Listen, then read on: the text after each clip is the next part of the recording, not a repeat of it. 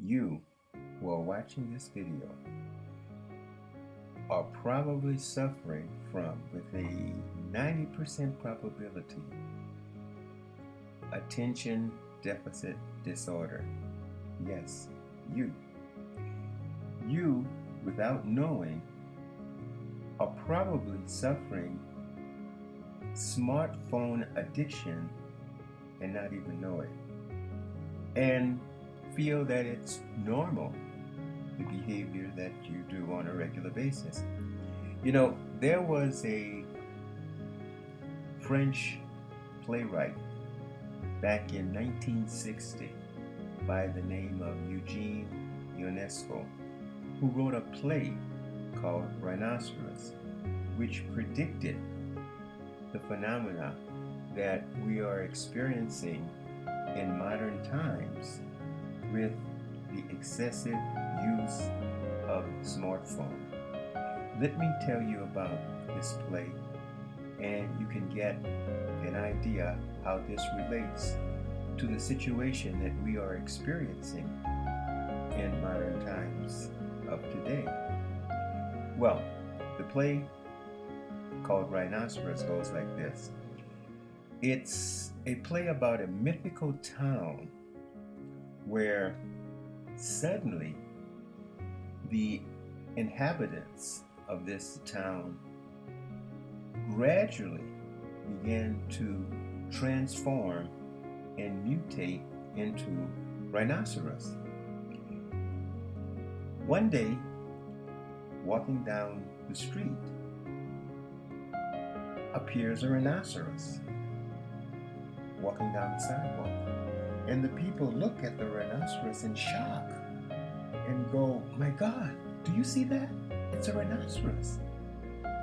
And so a few days pass, and then there are two more rhinoceros walking down the street. Look, there are two more. Look at that. The rhinoceros. We see them again. And then gradually, little by little, each of the inhabitants began to turn into rhinoceros.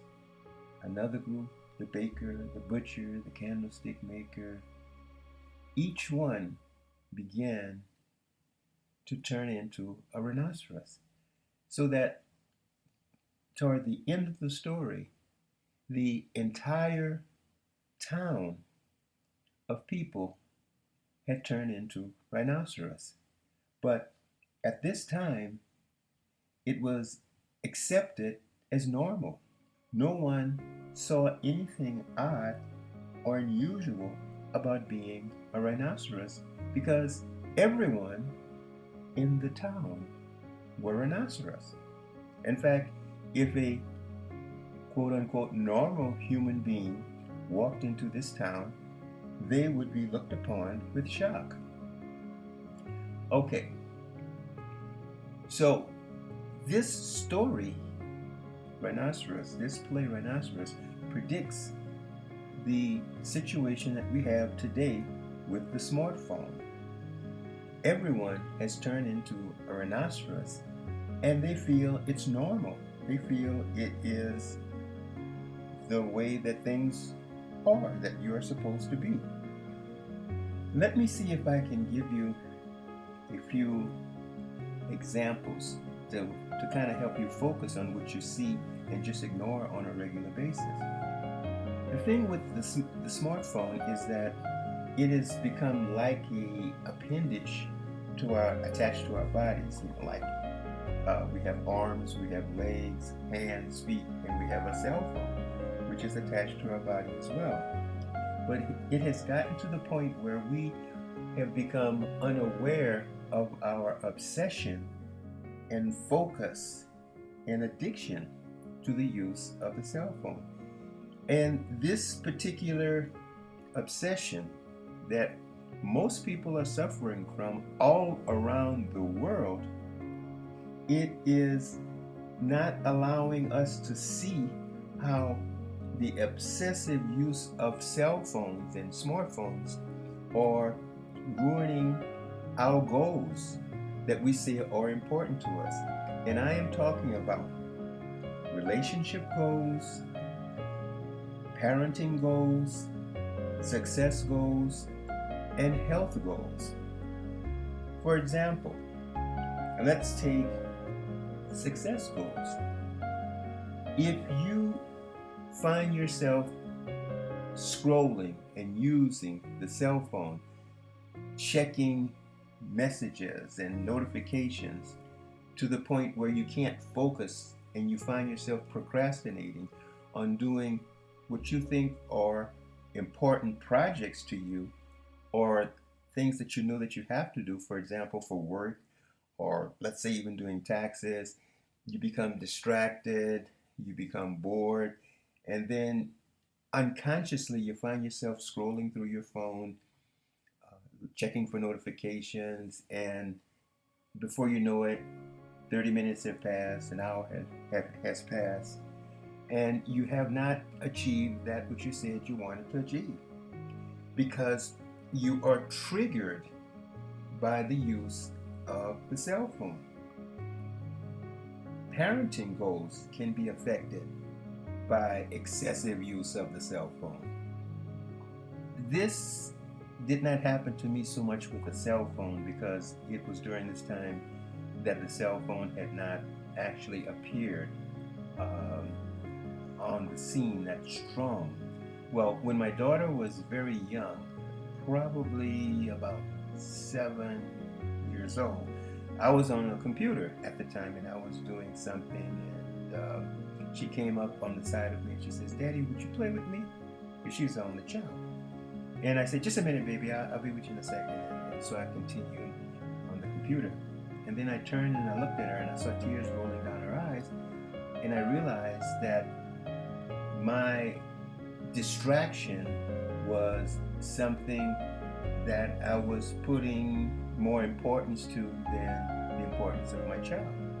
And I can imagine that there are situations pretty similar to this where a parent is on a cell phone and a child is coming up to the parent asking for attention, to play with them or something else, and the parent says, "Okay, just a minute, baby, I'll be with you in a second," and they are scrolling or doing something else and ignoring the child in order to be focused on the cell phone. But the irony is that in 2025, it's more likely that the child won't even go and look for the parents' attention because they are on their own cell phones. Relationship goals. Oh boy, this is one of my favorite subjects, how smartphone addiction ruins and causes conflict in relationships. There are so many instances where a cell phone gets in the way and causes conflict in a relationship. For example, I have a pet peeve. I'm single, and if I am going out on a date with a new person, the first thing that I tell that person, and I make this very clear, is that, look, I don't believe that you should have your cell phone out on the table while we're in the restaurant, because the idea is that you are relating with me and you're getting to know with me. And many times I've seen women take out their cell phones and check their notifications while they are with me. If I have to repeat myself twice to say, look, just put your cell phone away because you're here with me. And if they persist in doing this, I would just get up, go to the counter of the restaurant, pay for the food, and leave. And send a message that this is not acceptable.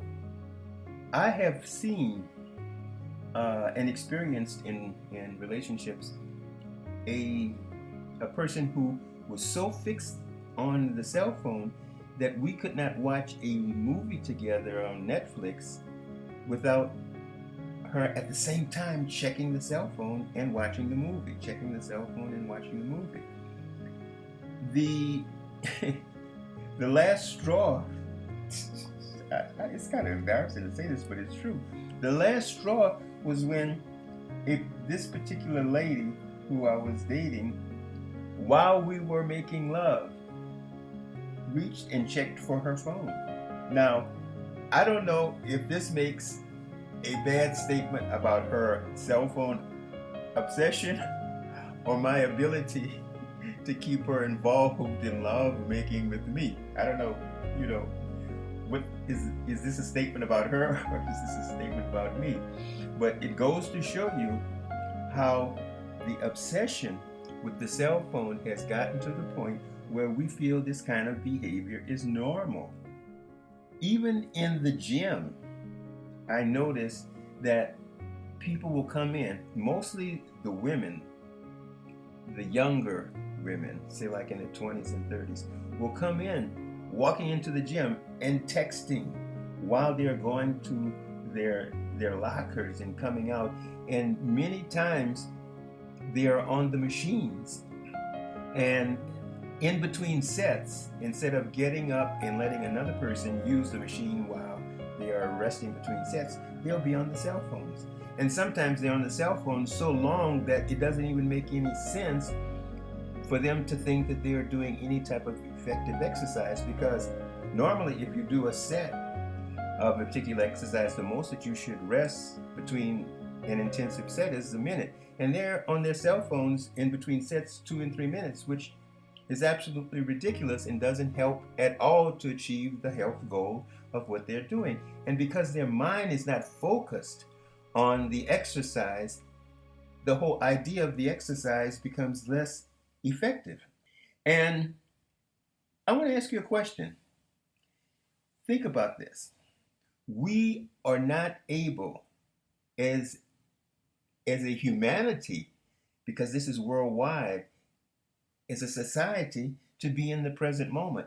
Being in the present moment is so rare with this whole world of smartphone addiction. Let me ask you a question. Can you sit alone in a restaurant waiting for your food to come without reaching for your cell phone? When you wake up in the morning, what's the first thing that you do? Do you grab your cell phone? When I was a substitute teacher in middle school, the main problem that I had with students was that they would be on their cell phones. And I had to take the cell phones and hold them in a basket until the end of the class. The thing is that we lose our ability, I repeat, to be in the present moment. Can you ride on a bus or a train across country through a beautiful environment without losing yourself on your cell phone? I have been in movies with people who are checking simultaneously their cell phones while they are watching the movie. I have seen people who are walking along the street, and when they get to the intersection with the red light where they are about to cross the street and they get a red light where they have to pause maybe a minute before crossing the street, they're checking their cell phones, and many times walking across the street with the cell phones in their hands. And of course, no one ever checks their cell phone while they're driving, right? So what I am saying is this, is that the cell phone, the smartphone, and it's not very smart, the behavior of using the smartphone, is that we have lost our ability to be in the present moment. And if this is your case as well, I am saying that you need some type of smart cell phone detox in order for you to become more of a person who is experiencing what life is really about. The present moment, the sights, the sounds, all of the other things that you need to experience in order to focus on what life is really about. I am saying this, is that if you cannot focus on a particular task, if you cannot be in the present moment to resolve a problem, rather than to resolve a problem, let's say a disagreement with your partner, you defer and go and lose yourself on a cell phone, This is a problem. You need a smartphone detox. I would say that you should check yourself to see where you are with this. How long can you be without checking your phone? Can you sit in a park for 5 minutes without checking your phone? If you can, you need a smartphone detox. Why is it important to detach a little bit more than what is normal from your cell phone? Is because you are losing your humanity and you're losing the entire experience of what we call life, because you're not ever here. You're somewhere else, and wherever that somewhere else is in the screen of that cell phone. This is a problem that if you find yourself less effective, less productive, more distracted, unfocused, it is probably due to the fact that you're suffering from smartphone cell addiction and you don't even know it. So what is the solution to this? The solution that I offer this first of all is awareness. Notice your habits. Notice how often you defer to your cell phone instead of being in the present moment. And then make a decision to do less of it. For example, when you wake up in the morning, don't let reaching for your cell phone be the first thing that you do. When you are eating with an important person, a loved one, a relative, put away your cell phone. Don't check it while you're talking with that loved one. When you're working out at the gym, put your cell phone in your locker and focus on what you're doing. When you are working on a project, something that you need to complete, put away your cell phone. Don't check for notifications. Don't be distracted by the trivia of whatever it is that's pulling for your attention on the cell phone. Your life is about being more in the present moment and experiencing who you are. You can't do this if you're lost in your cell phone. So, in summary, if you want to become more authentic with yourself, with others, with your goals, with things that you feel that are important for you to achieve, notice if you have become a rhinoceros, and then make a decision to go in the other direction that would allow you to become a more focused person, a person who achieves what they start, a person who is in the present moment with the people who you love, and allow yourself to experience more of what this is that we call life. You don't have to be a rhinoceros. It is a choice. Okay. I hope that you got a little more awareness of this particular situation of the smartphone. And if you see that this is a problem, and it usually is, now you have the awareness to go in the other direction.